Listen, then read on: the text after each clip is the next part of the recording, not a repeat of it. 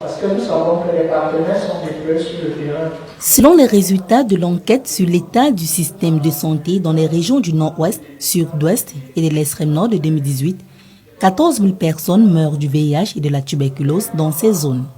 Un bilan alarmant qui donne naissance à la mise sur pied de cet atelier multisectoriel à Yaoundé.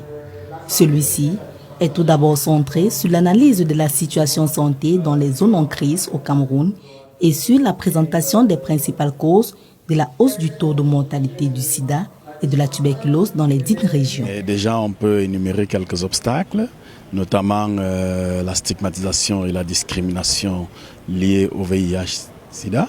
Et on peut également voir les conflits dans les zones anglophones. C'est un véritable obstacle à la lutte.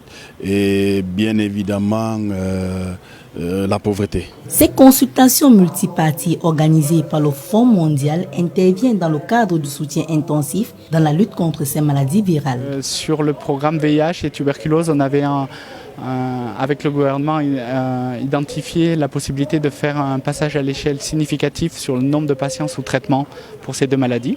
Le Cameroun a une prévalence pour le VIH qui est de l'ordre de 3,7. Donc on estime qu'il y a à peu près 510 000 patients séropositifs qui sont actuellement au Cameroun. Pour la tuberculose, j'ai plus le dernier chiffre de prévalence, mais on estime que le nombre de patients atteints de tuberculose par an est entre 25 000 et 50 000. Actuellement, on a un peu moins de 25 000 patients sous traitement.